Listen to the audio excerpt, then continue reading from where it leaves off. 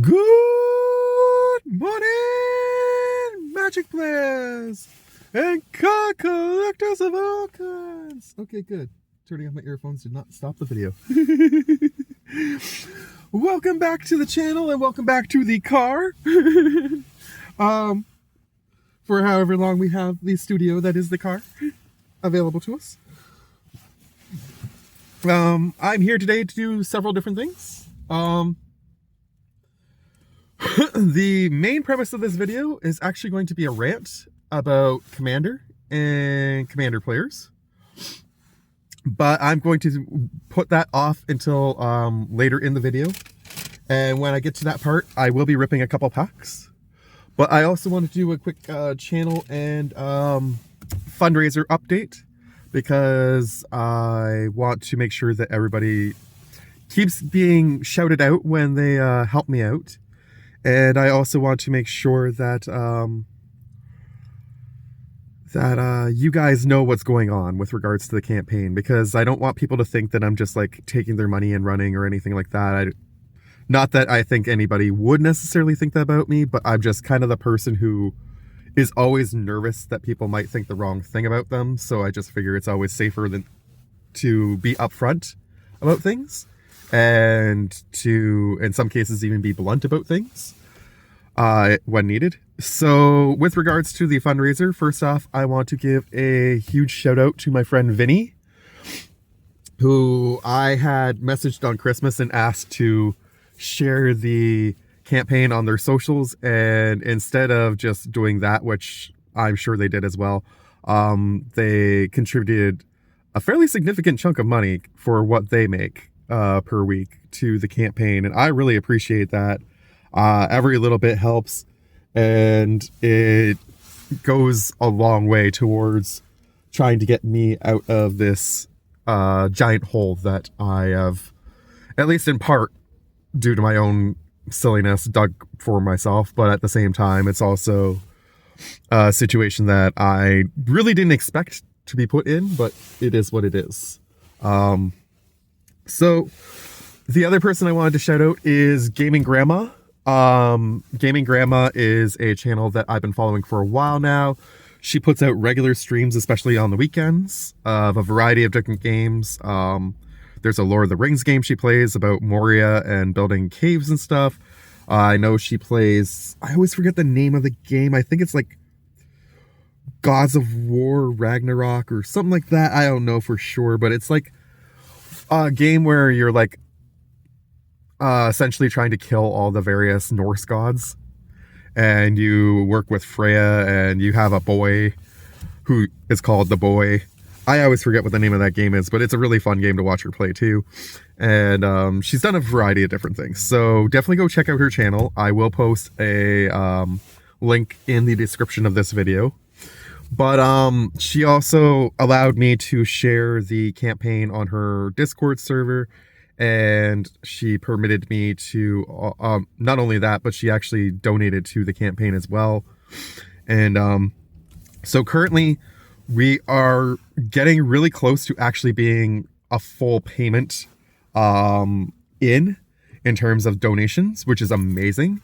For those who have no clue what I'm talking about, I currently have a GoFundMe going for to raise the money to pay off basically this car that I'm sitting in right now. My shortly before the holidays, about middle of November, I had a car accident, and because my car was so old and had so much mileage on it, the insurance company really didn't give me very much money for it at all. And so my dad actually was kind enough in some ways to give me the money up front, but he has insisted that I have to pay him back $500 per month in order to keep the car. And I currently make about $1,200 to $1,400 per month, and my bills total about $750. So the idea of me being able to pay him that, and actually $750 to $800 actually now, because I keep forgetting that my phone bill went up when I got this new phone. So with them being so high, basically whatever money I have left over typically goes towards gas and food. And then I try to put a little away for savings, but there's nowhere near an extra 500 just sitting around for me to give to my dad. So he's basically told me that if I miss any of the payments, he's going to outright take this car back and sell it.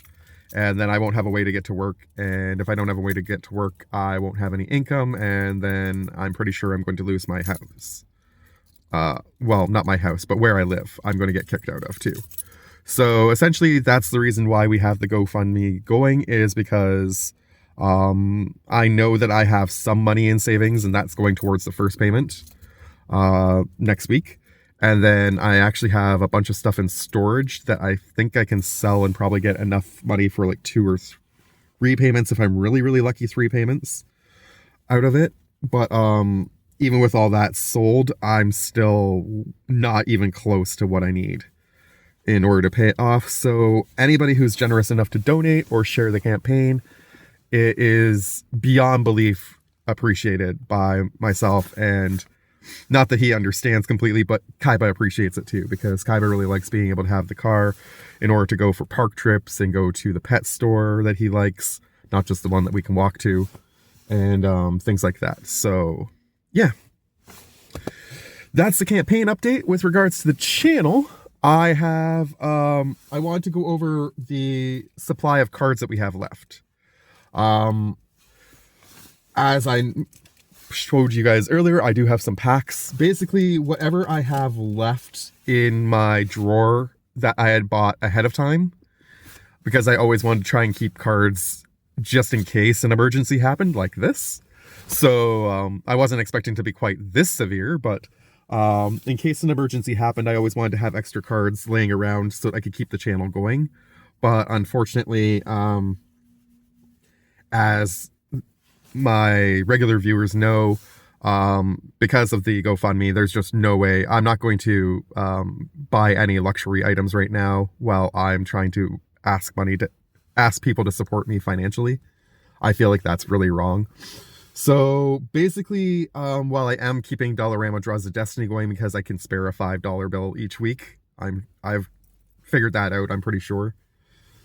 I can spare a $5 bill each week for that, since I have to buy treats and other things anyways at the Dollarama. But the regular magic packs, I'm not buying any more of until I get this car paid off. So I currently have, after we open these 2 today, I will have 4 random packs left. I believe there's a Throne of Eldraine, Dominaria, a Brothers War, and there's an extra Zendikar Rising because I accidentally bought 8 instead of 7. They're small packs and I just didn't count properly. I guess when I got to the cast register, I felt bad and I didn't want to put it back. So yeah, so we have those 4. We have an extra, we have 9 packs of Avatar left after this one. We also have 9 packs of Jumpstart Avatar left. And then we have 3 Guilds of Ravnica and 3 Core 2021. So what I'm thinking about doing is I'm going to, sorry for all the ums and the pauses today. I got really thrown off by the actual rant that I want to go on, and I've kind of planned that out in my head, and it's thrown off the rest of my script that I had earlier planned out in my head. But basically my plan is to do 2 packs of Jumpstart a day, Jumpstart your day per week from now until they run out. And I want to do the last one on my actual birthday, which happens to fall on a Wednesday. So I'm going to do 2 per week up until then. And then that last week, there's just going to be the 1 pack on my birthday. And I had mentioned that we're going to start putting in a Kickstart Your Day with Kaiba short section in to replace the Jumpstart Your Days. So I'm going to start putting those in to the next 4 weeks to replace the extra Jumpstart Your Day. And that way we can stretch those packs until my birthday. On my birthday, I want to do a Core 2021 versus Avatar pack battle with the 3 packs that I have, and I'll save 3 packs of Avatar. So that'll leave me 6 packs of regular boosters, plus the 3 for Guilds of Ravnica. So what I'm thinking about doing is I'm going to put this to a poll, and I'm going to put out the poll today after I post this video. But the poll is going to be whether we do random packs or whether we do a pack battle on New Year's Day or New Year's Eve. Ideally, I would love to be able to stream on one of those 2 days if possible, but it all depends on, of course, my dad and whether he's asleep or whether he's out and about. I don't know what his plans are as of yet, but if I find out in enough of advance, I will definitely set up a live stream to do whichever one we decide of those two things. But if we decide to do a pack battle, it will be Guilds of Ravnica versus Avatar. So I have the 3 packs of guilds still, and I'm not going to open any of those in the meantime. And then I have, like I say, the 4 randoms. So if we decide we're not going to do Guilds of Ravnica versus Avatar as a pack battle, I'll probably open 1 Avatar, 1 Guilds, and like 2 of the other random packs, maybe even 3 of the other random packs. And then the rest will just be for response videos and for random openings between now and my birthday. And then, like I say, the last pack battle will be on my birthday. And then that's when we'll be completely out of Wizards products from MTG. I will still, of course, like I say, be able to do the Dollarama Draws of Destiny each week, which will be fun. And I will still be doing the deck building stuff on my channel. But in terms of like my response videos, obviously I won't be opening things anymore unless I just decide to open a Dollarama pack or 2. I'm going to be doing some video game playthroughs in the near future on my channel too, to try and compensate for the lack of card openings. And of course, we're still going to have lots of Kaiba content. So don't worry, for all the Puggy lovers out there, there will still be lots of Puggy content. I'm not putting any Puggy content into today's video just because I didn't want him sitting in the car while I did errands. I basically have to do a couple of quick shopping stops this morning and figured I'd film this really quick while I was doing those. And yeah, but I do have one more sweet potato video that I want to put out either today or probably tomorrow if not. And Super Deck Sunday, I'm not sure what I'm doing about that just yet. Which actually brings me to my rant. So that's the end of the channel update. Hopefully you guys are still going to stick with me even after the pack openings kind of stop on the channel, and hopefully you guys will enjoy the stuff that we do going forward. But in the meantime, I wanted to do a rant today, and I'm going to be in the car for probably about a half hour now, so this might be a bit of a video for you guys. I apologize in advance. Those who've been around for a while, you know that I have been trying to build this commander for 3 months now, maybe. I really was excited to build this at first, and then about a month into trying to build this, I just got really discouraged and I put it aside for a while. So there was probably like a month and a half where I didn't touch this deck at all. And slowly over that month to a month and a half, I've been getting more Goblin cards and more Sapperling related cards in my in my Dollarama Draws of Destiny packs, which have been awesome. And those really motivated me to want to finish this deck, and I thought it would be a fantastic deck to do for Super Deck Sunday this week, because green-red, Christmas colors, I thought that would be really fun. And as you know, our Commander Core Creator Challenge deck this month is also Christmas colors in green and white. I'm going to be working on that one probably either today or tomorrow as soon as I finish with this one, if I finish with this one. And that brings me to my rant. So I'm not going to show you the entire deck, but I am going to just briefly go over a few things. Basically, this deck, what I wanted to do with this is I wanted to build a bracket 1, bracket 1 at most, a really low bracket 2 deck, focusing on making tokens of goblins and sapperlings. So every instant and sorcery that I own that involves making a goblin token or a sapperling token is in this deck. Goblin War Party, Empty the Warrens, Dragon Fodder, Krenko's Command, Sapperling Migration, Spore Swamp, Scatter the Seeds. And the goal is to basically get the creatures out there with other cards, like I've got Rulik Mon's Warden Chief, I've got Shrufus and Verdant Force for the Sapperlings.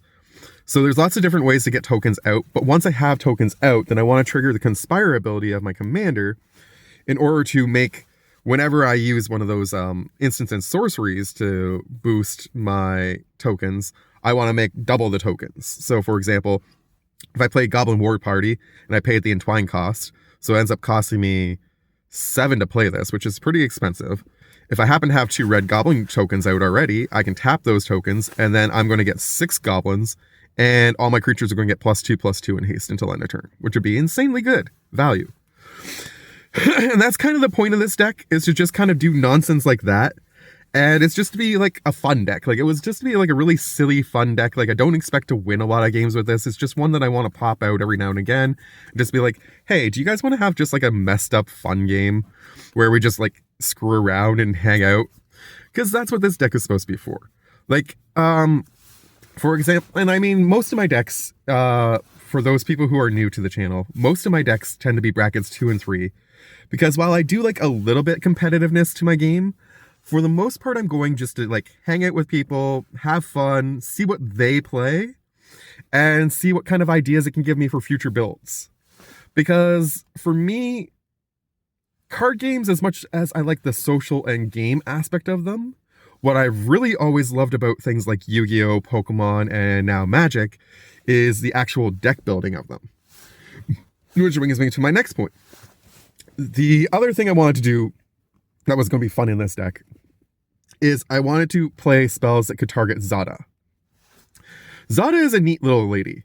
She is a 3/3 for 3 in a red, and whenever you cast an instant or sorcery spell that targets only her, you can copy that spell for each other creature you control that spell could target. So, for example, if I were to play... I have a whole bunch of them back here. Let's see. I just want to find a good one for you guys, for example. Of course, they're all in the other section. Okay. If I were to play Soul's Might. Soul's Might says, put X +1/+1 counters on target creature where X is that creature's power. If I were to play Soul's Might while Zada's out and while Wart is out, the goal of this deck is to essentially, again, target Zada with this spell, and then use Wart's ability to tap 2 green creatures and copy this spell. So the spell targets Zada twice. And so the first one is going to get copied, but the second one won't, unfortunately, because of how Zada works. Zada says it has to be cast. But I will still get to copy this once, an extra time onto Zada. So Zada is going to end up with 6 +1/+1 counters if it's at its 3/3 base when I play the card. But in addition to that, every one of my creatures on board is going to get +1/+1 counters equal to that creature's power. And so all of my tokens will probably get 1 counter, potentially 2 if there's already a +1/+1 counter on them for some reason, etc., etc. And so it just becomes like a silly little deck like that, where I'm just like trying to amplify effects by targeting Zada and using Wart to just double the abilities of things. I have like a Gutter Snipe in here to do some damage to people when I play the sorceries and copy them, and etc., etc. But like, it's not like a crazy power-stricken deck. Like, I'm running, for crying out loud, Sapardian Empires Volume 7. I had never even heard of this artifact until I pulled it out of a Dollarama pack one time. And this card is just hilarious to me. So you pick whichever kind of token you want as it comes into play. You can pick a citizen, a comrade, whatever a comrade is, a thrall, a goblin, or a sapperling. So this works for my deck really well because I can pick either sapperling or goblin depending on what I'm not getting enough of. And then you pay 3, you tap it, and you put 1 of that creature onto the board. So you're just getting an extra creature token every turn for 3 mana.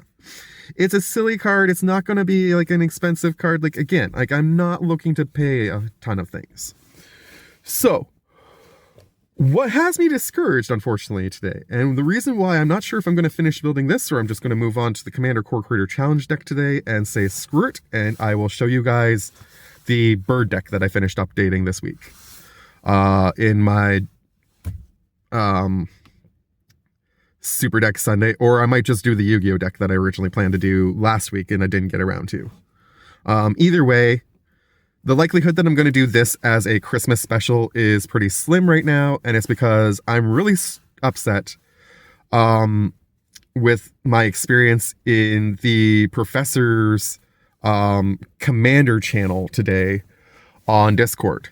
I like to go to the professor's Discord server for a few reasons. I go there because it's an easy place to find games to play, so I don't have to try and deal directly with Spell Table. Because I think Spell Table has limitations on how many games you can play per month if you go directly through them, whereas if you go through the Prof's channel, you basically have unlimited games, which is pretty good. I really like that. So that's one of the reasons I go there, and the other reason I go there mainly is because of the rules channel. There are amazing people in that section who constantly are there to support people looking to figure out how things work in regards to their decks. For example, I've had a lot of questions over the last 2 days with regards to how Zada works. Because, again, she's a wonderful lady, but she's got very specific text. Whenever you cast an instant or sorcery spell that targets only Zada, you can copy that spell for each other creature you control that the spell could target. Each copy targets a different one of those creatures. So, for example, if you play a spell, one thing I really wanted to do with this deck that I can't do, and I was really disappointed, but I was glad that I had access to the rules channel to ask this question, is I was thinking about putting a whole bunch of bite spells in this deck, where your target creature does damage equal to its power to target creature an opponent controls. And I thought, is there a way that is legally allowed if I'm targeting Zada and I'm not targeting anything else on my board? Does that card get away with me being able to trigger Zada? And unfortunately, no. Because it targets a creature on the opponent's board, I can't trigger Zada's effect. Whereas, another instant that I'm considering playing right now, let's see if I can find it real easily. Isn't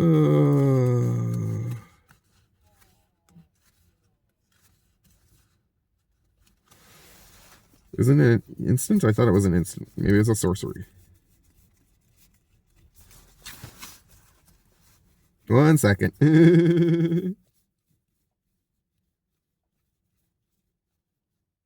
Trash the Town. Trash the Town, if I target Zada with all 3 abilities, then I can actually use this as a copy and apply all 3 abilities to everything else on my board. I wasn't sure about that either, and that one actually does work the way I want it to. So I was hanging out in that channel and I was asking questions, and I thought, you know what, I'm just going to throw this out there because I'm curious. This deck right now, as I'm building it, was intended to run 31 lands. The reason it was running 31 lands is simply because I didn't know what else to cut. I had thrown in some interesting things to help me get some other stuff on the board and to make sure that I had access to mana. For example, I am running Skirk Prospector. So I could sacrifice all my goblin tokens if need be to get a whole bunch of extra red mana to do one big thing at some point. And I do actually have, as one of my endgame cards, I wanted to play Jaya's Immolating Infernal. If I have Wart Raid Mother on the board and Skirk Prospector, I can flush my entire goblin army, get all the red I need to boost this to like 20 damage, and then double it with Wart the Raid Mother by tapping, let's say, 2 extra goblins that I don't sacrifice, and then wipe out the entire board in one move. Like, it's an insane combo, and it probably will never get pulled off, but it was just something I threw in because I thought that seems like really a fun time. Other things that I threw in for mana include Rocketeer Boost Buggy, because I think it's really cute. It has a goblin in it, and it gives me a treasure every time it attacks. I put in an Arcane Signet. I put in a Glittering Stockpile because I'm going to get a shite ton of mana out of that too when I flush it.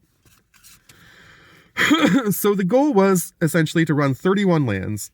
And the reason that I was, the other question I had asked in the rules question just randomly was, would you run the Arcane Signet or would you run an extra land?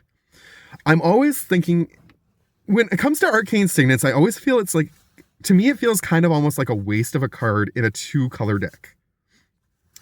The reason being, there's a lot of double filter lands that exist out there, and lands are a lot harder to target, particularly in lower bracket Commander. Most people really frown upon you targeting lands.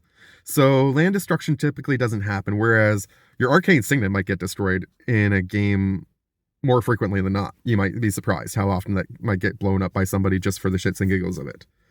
I actually have a card that I was contemplating running, and I think I pulled it out, but I might still have it in here, which was going to just wipe out all the artifacts and enchantments on the field and give people bears.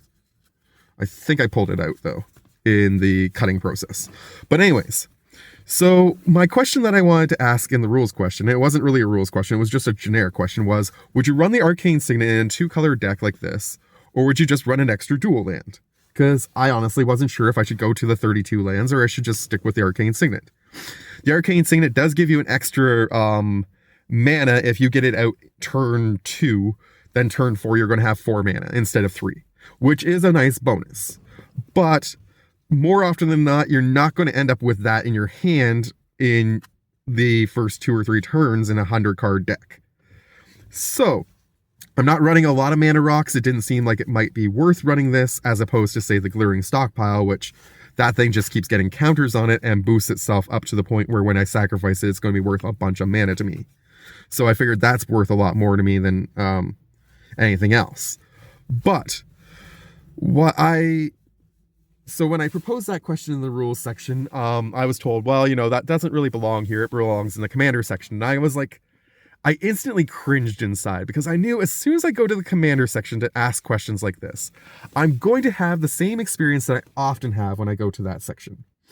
And I was completely 100% right about that, which was, are you kidding me? You're running this many lands? Basically, I'm not saying that this was worded exactly this way, but it was basically the sentiment.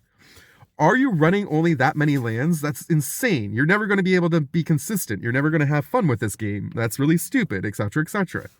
Why wouldn't you run this many lands instead? And the answer I got today was I should be running at least 35, 36 lands, plus probably some mana rocks for a Gruul deck like this. Especially because my commander has such a high cost to get it into play. And I'm not saying that the person doesn't have a point. The person has a very good point in regards to that. Like, I will say that this actually is one of my higher mana value decks. And there's a solid chance that maybe I should remove like 4 or 5 cards from this and try and get more stuff into, or more lands into the deck. And I mean, I might have considered doing that at some point as I got through the cutting process. But all I wanted today was to know, would you switch out the Arcane Signet for a dual land or not? It took me 20 minutes to get a straight answer from somebody else in the chat, besides the 2 people who originally started having a conversation with me about this and telling me about how piss poor my land base was. And that person said yes, they would switch out the Arcane Signet for a dual land. And I'm probably going to end up doing that. And like I say, I'm probably going to end up cutting like 3 or 4 extra creatures in here. Because right now I'm running like 38 creatures, and I could see cutting like 3 or 4 of those creatures to make room for a couple extra lands and maybe even a couple extra instants and sorceries. Because right now my instant and sorcery base is only 23 cards in a deck that really wants to do one thing, which is copy and paste instant and sorceries. In fact, that's what I wanted to call this deck. Wart the copy and paste raid mother. But so while the person I told the person in the Discord server that I'm going to be making this rant today, and I expect that this person thinks that my rant was going to be about how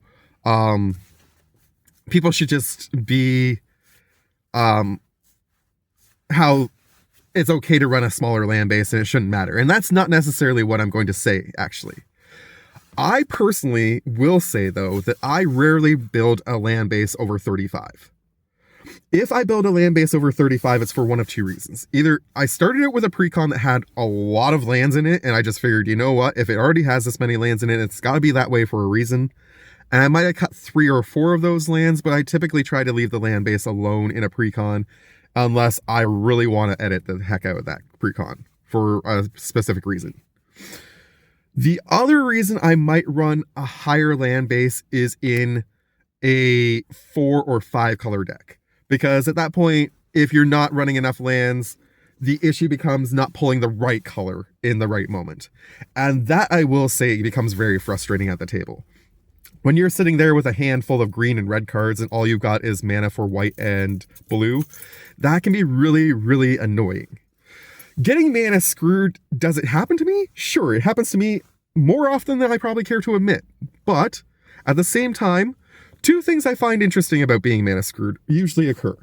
One, either people try to help you out by not targeting you for a bit, which actually benefits me in the long run because a lot of my decks are built to be lower powered. I'm not building for higher power, I'm building to just do some fun shenanigans and enjoy the game. Like I said earlier in this video, the most powerful deck that I own is a mono blue bracket 4 solitaire deck that I've shown a few weeks ago to you guys on the channel. And that every now and again, I'm going to still probably put a card in or take a card out of.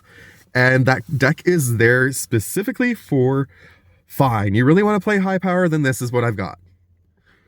Because I don't like playing high power. I like doing fun, weird things with my decks. Like this one.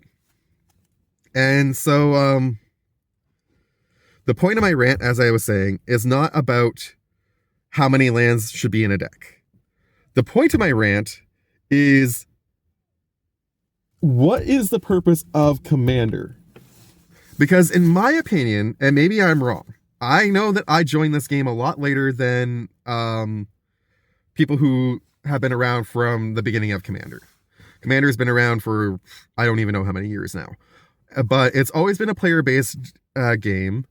And while, yes, there is competitiveness to it, my understanding of Commander has always been that it's mostly about hanging out, having fun, and just showing off some neat card strategies and unique plays that people won't normally see, because in Modern, in Standard, in other games like that are 60 card formats, and even other bigger other deck size formats where the competitive nature is the main focus. When you're in those formats, you want to stick to the staples. And this is the point of my rant. My rant is about whether your deck is fun or whether it's just a deck to play.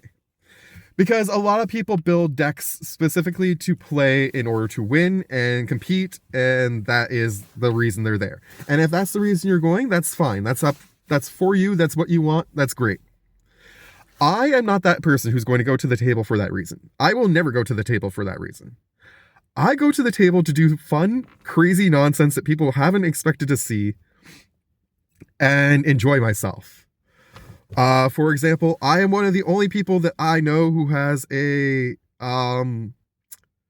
Galadriel elf deck that runs Coma in the 99. Specifically because getting a token every turn for Galadriel is insane. I don't know a lot of people who run that as a combo. It might be a very common thing, but I mean, that's the deck that I built because it was the cards that I had laying around, and I thought that was a really neat, fun thing that I hadn't seen anybody else do before. My one red, blue, black deck that has Marchesa the Rose, I think that's what her name is, or something like that.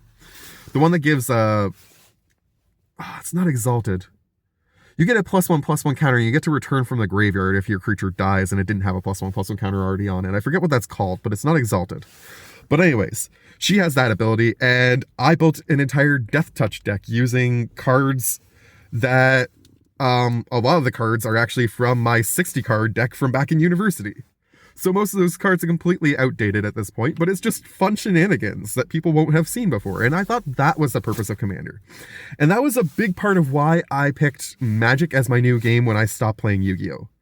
Yu-Gi-Oh! Became so focused on the competitive nature of the game, and the game became warped around that competitive nature to the point where if you go to a Yu-Gi-Oh! Event now, chances are you're going to be playing a game where the game is going to end in the first 2 turns every time. And that was so lame to me, The whole point of Yu-Gi-Oh! When I first got into it was you have this back and forth, tug and pull battle of wits and power and luck of heart of the cards and all that good stuff. Like, it was supposed to be this epic fight, and instead it's just kind of I played a half dozen cards in one turn and now you lose. And that's why I quit Yu-Gi-Oh! And while the new format, Genesis, which I still haven't had a chance to play in, is, I think, supposed to be a lot better, it might still be very, very competitive for all I know. I've never actually gotten a chance to do it yet. But that is why I picked Commander, is because Commander was supposed to be a game where you could just throw down with whatever you had, have fun, hang out with people, meet some new people who, you might not meet otherwise and hang out with, and develop like friendships and stuff. Like, that was what I wanted from Commander. And I've gotten that over the years, and I've made several friendships and lost many friends over this game, which is kind of funny. But yeah, that is the main purpose of my rant. And I'm going to open this while I continue. But basically what I wanted to say is, I just don't understand why there is so much emphasis on everybody building a deck a certain way. You have to have this many lands. You have to have so many mana rocks. You have to have, if you're running this commander, you should be running these 10 cards that go with that commander better than any other cards in the game. And it gets to the point where all the focus seems to be on the competitive nature of it and not on the fun aspect of it. And I feel like we lost a lot of this game already to the fact that we lost control of this game as a player base to Wizards.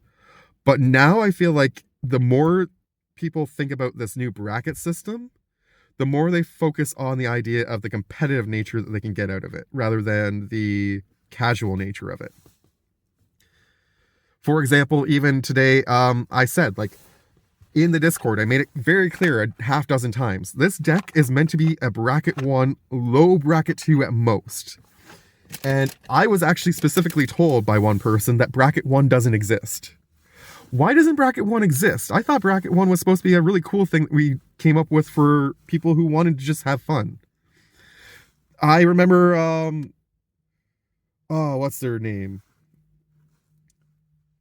Crud. The Command Zone. I remember watching the Command Zone and them talking about how they were going to build a horse deck for bracket 1. I thought that was like so cool. And that is part of what actually inspired me to want to build this deck. I just wanted to build a fun Goblin Saproling deck. Anyways. Flash. Focus Fun Ambulist enters the battlefield. You may put an art sticker and... Does this look balanced? If they say yes, you can tap or untap target creature. This is my last pack of Infinity, by the way, so this is our last chance to try and pull one of those shock lands. We pulled 2 so far, so I think I'm pretty blessed. But if we pull a 3rd one, that would be insanely cool. And it would make Snoop super jealous. Exile target creature you control, then return it to the battlefield under its owner's control with X+1/+1 counters on it, where X is the number of mirrors on walls you can see from your seat. That's pretty cool. I like that one too. I love these Acorn cards. I have enough of these now that I figure I can probably build at least like 5 or 6 commander decks. And then I'm going to have like a little mini kit that I can take with me to Commander Night and say, hey, do you guys want to play an Infinity deck game? And people can pick their own Infinity decks and play. And I think that'll be really fun too. That's the kind of stuff that I like to do. Like, I bought the Clue thing specifically because I want to play Clue with some people at some point. I've got the whole reason I do Jumpstart Your Day is because I'm building a Jumpstart cube so that people can actually just go and shoot the shits and play Jumpstart for fun. Wolf in blank clothing, 3 and a black, 2/3. Enters battlefield, you can put a name sticker on it. When you do, X target creatures get -1/-1 based on the vowels. Big winner, 3 and a red for 5/2. Has trample if you have a sticker permanent. Blankosaurus, 4 and 2 green for a 3/3 trample, and it gets a name sticker, and then you get a +1/+1 counter for each unique vowel on that sticker. So this thing can get pretty big. Lorbean Buddy. I think this is the first time I pulled this guy. 1 green for a 1/1 trample, and pay green, tap, you get a sticker. Nice! Or a ticket, I mean. Still, I think that's the first time I pulled that one. I'm really happy. I can't believe that that's a common. I've never pulled that. Bioluminary. Whenever this thing deals combat damage to a player, you get 2 tickets, and then you can put a sticker on a non-land permanent you own. That one's fun. Get your head in the game. 2 and a white. Flash. When this thing enters the battlefield, exile target non-land permanent until this card, leaves the battlefield. Then touch this card, to your head. When this card, stops touching your head, sacrifice it, the card, not your head. I really like this one. That's a hilarious card. Fight the blank fight. 1 and a green. Enchant creature you control. When this aura enters the battlefield, you may put a name sticker on it. When you do, enchanted creature fights up to 1 target creature you don't control. Enchanted creatures +0/+2 for each name sticker on this aura, with 8 or more letters. Soul Performer is our special card, and it's another one that I haven't pulled before. Tap, add double tap. Activate only once each turn. What the hell? When activating an ability, use tap rather than tapping the permanent to pay for tap. Oh, that is cool! Okay, so any of the cards that you need to tap for example, Blorby and Buddy, I could pay green twice and get 2 tickets at this, and I just use this one's ability to pay for the tapping part. That is neat. I like that a lot. We got an island, so we did not get the super cool land, unfortunately, but I'm still happy. Fortune Teller, we've pulled that one before, and Bumper Cars, we pulled that one before.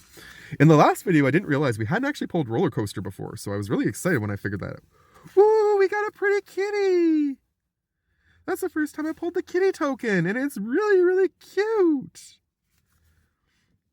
And I'm not sure, I think I have that one. I'm pretty sure I remember a hamburger from before. But just in case, we still got some pretty nice stuff out of this final pack of Unfinity. So I'm really happy with that. And I will put that in here. So to conclude my rant, the basic point of what I was trying to get at is just, I don't really see the point of everybody pushing this agenda where you have to run this many lands, this many rocks, this many staples with every commander that you pick. Because by that point, what is the uniqueness of your deck? What is the fun aspect of your deck? If the fun aspect of your deck is just the playability of your deck, then sure, you've made a playable deck and that's great for you. But if the fun aspect of your deck is to go out there and do something that people haven't seen before, well, are you really doing that? Or are you just doing what everybody else is doing with that commander? And that is kind of the point of this rant, just to sum it up, is what is the purpose of Commander these days? If the purpose of Commander is to be just as competitive as all the other formats, then I don't really know if I want to play Commander anymore, to be perfectly honest. I might keep building decks, I might keep ripping cards, but I don't know if I want to actually get back into the game. Like, I haven't played for a few months now anyways, just because of issues with my car and then with Kaiba and my health and stuff like that. Like, I just haven't been able to get out and play at the store. And playing online is a bit challenging when my dad is around constantly. But I'm going to start actually doing some more gameplay stuff, I think, instead, too, because the videos are going to slow down. And if I get a chance to, I'm going to try and record those gameplays. We'll see. Snoop and I have talked about trying to get a Discord group going as well, so if you guys are interested, please make sure you click the link, join the Discord, and then you could also join us for Commander Nights when we actually start doing that. Snoop is a lot more competitive than I am, and his decks are definitely going to kick the snot out of my decks, but again, I'm not going there to win. I've never really wanted to necessarily win that badly in Commander. And when I did want to win, I got really, really frustrated and angry a lot of the time about the game, and it ruined the game for me to a certain extent. So that's why I don't do that anymore. We did not get the double-faced Aang, so we are still searching for the double-faced Aang. We have 9 more packs to try and pull that. If I don't pull that, that is one card that I will have to actually go out and buy, because I really do want to build an Avatar universe deck featuring as many of the characters as possible. And then I have a couple other ideas for Avatar decks that I want to build. I want to build a Toph deck with the earthbending nonsense that goes on with that deck. And I also want to build a fire bending deck with my 3-color Azula. So those are the 3 decks that I'm kind of looking to build with Avatar, but I need to get that legendary flip Avatar card. So still looking for that. If anybody has a beeline on that, I would love to hear about it as well. 2 and a blue. When this creature enters, tap target creature an opponent controls and put a stun counter on it. Zhang. Oh, I always keep forgetting. I want to read the flavor text on the Avatar cards because I love Avatar so much.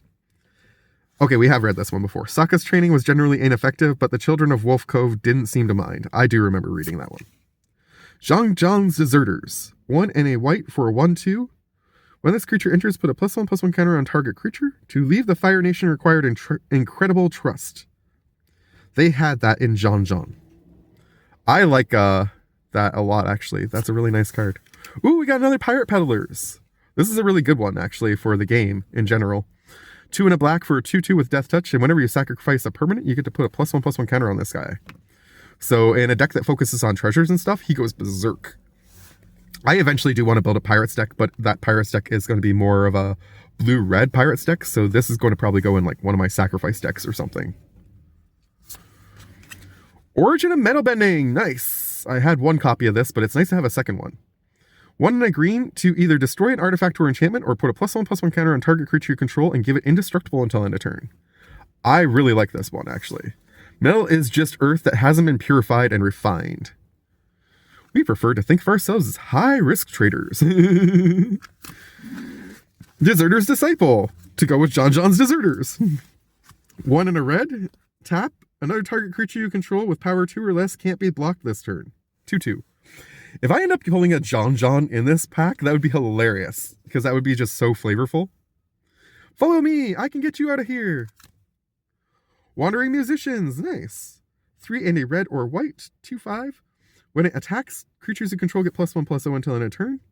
Even if you're lost, you can't lose the love because it's in your heart. They drove Sokka so nuts in that episode, but they were hilarious. Pillar Launch. 1 green for target creature gets +2/+2 and reach until end of turn, and then you get to untap it. Toph hated flying. Launching, however, was a trajectory under her control. Neat. True Ancestry. 1 and green. Return up to 1 target permanent you control, 1 permanent card, from your graveyard to your hand. And then you get to create a clue token. Nice, that's a really good one. Understanding the struggle between your 2 great-grandfathers can help you better understand the battle within yourself. That was such a beautiful moment in the show. Oh, I'm getting goosebumps just thinking about it. Iroh is definitely easily in my top 3 favorite characters. He's my second favorite next to Toph. 2 and a red for a War Balloon. 4/3 flying. Pay 1, put a fire counter on this thing. As long as this thing has 3 or more fire counters on it, it counts as an artifact creature, and then you don't have to crew it anymore. Which is kind of nice. Waterbending Scroll. 1 and a blue for an artifact that says pay 6, tap it, draw a card. This ability costs 1 less to activate for each island you control. It's okay. It's not my favorite by any means. In a mono blue deck, this is going to be really popping, but otherwise, there's a solid chance that you're still going to have to pay at least 2 mana probably to pull this off, and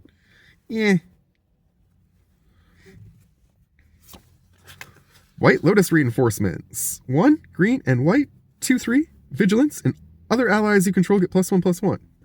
I do want to build an allies deck. That is one of the decks I want to build. I'm trying to find in my collection a 4-color commander that is not black. I haven't found one yet that I like. There's a solid chance I'll probably do a 5-color commander instead and just not put any black cards in it, because I have a ton of ally cards that are red, green, and white.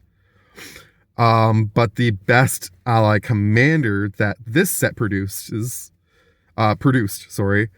actually the one that Smith Stack pulled last night, which is the cool Sokka, which is the 1 blue, red, and white one that focuses on giving all your allies bonuses and stuff. That one is insane. And while I would love to grab that and build it as the commander of the deck, then I wouldn't get anything with green in it. So that is why, again, the other thing is if I'm right, the 5-color avatar, I think, is an ally. And if I'm right about that, then I can actually use it as my commander for the avatar deck, and then I'd be fine. Speaking of allies, we have an ally creature token and a clue token. I'm going to go with the ally today. She's looking fetch. Anywho, I just wanted to say before I finish off these last few cards, and then I'm going to close out the video at that point. I have no ill will against the people who were having this rant with me, or this discussion with me this morning in the Prof's Discord server. I will say I was really upset about the conversation just because I felt like people weren't letting it go at a certain point when I had tried to let it go at least a couple of times. But, and that's part of the reason why we're actually having this rant today, is because they just wouldn't let it go. But, I don't hold any ill will. They were trying to just help me become a better player per se. They just don't understand the type of player I am. And that is kind of, again, the whole point of this conversation is the different types of players that Commander draws. And the fact that, to be honest, if Commander is going in the direction that I feel like it's going, which is becoming much more competitive, I don't know if there's a place for me as a player anymore at that table. Even the other day, actually, right before I finished this, even the other day, there was a Discord server post, or not a Discord server, Reddit post that I read that I was actually really touched by and then really sad about afterwards. There was a guy who was talking about how his playgroup gets together, and basically they play like a 3-hour, 4-hour game of Commander each week. And they hang out and eat food and drink and shoot the shit and, you know, have a really good time. And that was how their Commander games went until people started trying to overdo it with the power and everything else. And some people got really frustrated with each other and the game just kind of fell apart. And he was trying to, the person who made the post, I think it was a he, tried to figure out how to put back together his game with his friends. And a lot of people in the comments, their first thing was, if you're playing a 3 to 4 hour Commander game, you're not playing Commander right. If you're playing that kind of game, I don't want to play that game with you because you're not playing Commander. Actually, this might have been a video I seen that I was going to respond to and I forgot about it. But anyways, the whole purpose of whatever it was, whether it was a video or a Reddit post, was just that essentially this is not the purpose of Commander. Commander is not a social hangout. If you're coming to play the Commander game, you should be coming to play the Commander game. And at that point, it's like, well, what is the purpose of the Commander game, though? Is it just to sit there and win? Or is the purpose of the Commander game to hang out, have fun with your friends, and do some neat stuff? Because that's what I thought Commander was. That's what it felt like Commander was when we had the power level system of like the 10 different power levels back then. Before everything got switched around, like back then it felt like there was a place for everybody. If you wanted to play power level 6 to 10, go nuts. There's a spot for you. If you want to play power level 1 to 5, there's a spot for you too. And if you're just wanting to hang out and have fun, that's what that spot is. Right now, when people are saying there's no bracket 1 really, and when everything gets kind of slotted into bracket 2 if it doesn't have game changers in it, at least by like the computer systems, when you put decks into things like Architect and what's that other one? I can't remember what the other one is. Moxfield. Thank you, brain, for kicking in. Yeah, when everything becomes a bracket 2 instead of everything being a bracket 7 like it used to be, maybe there is no spot anymore for people like me. And that's the purpose of my rant. Anyways, let's see what we got for our holo and our final card of the day. First, our land is a Sunblessed Peak. Not bad, not bad. What do we got for the holo? We got Momo! Yay! This is my second copy of this Momo, and I really like this one because this is a fantastic Momo for airbending decks. Whenever Momo leaves the battlefield, you get to either make a food, put a +1/+1 counter on a creature you control, or scry 2. Momo has flying and vigilance and he's a 1/1 for 1, so he's a fantastic little creature in the first place. But basically, if you can blink this little guy a whole bunch, you're going to end up with a whole bunch of value. And that is a fun pull for a holo. So I now have a holo and a non-holo copy, which is fantastic because I can put them in 2 different decks. And ooh, we got a new Toph. I didn't have this one yet. Hard-Headed Teacher. 3/4 for 2, a red and a green. When she enters, you may discard a card. If you do, return target instant or sorcery card from your graveyard to your hand. Nice. Whenever you cast a spell, Earthbend 1. If that spell is a lesson, put an additional +1/+1 counter on that land. Very nice. I may not have pulled the card I'm still looking for, but those cards really made my day, those last two. And this pack still had a whole bunch of fun stuff in it too. Alright guys, that is the end of my commander-based rant and the end of this video with the channel and campaign update. I thank you all for tuning in and watching. Yeah, I know this one was a little bit long. I'll be sure to get you guys some more Kaiba content over the course of the rest of this weekend and try and get it posted for you throughout. Up until, of course, New Year's, we're going to have a bunch of videos too, trying to release. And yeah, in the meantime, in between time, much love to you all from Kaiba at home and myself to you. Take care. Thank you for watching. Have a great rest of your Saturday. Bye.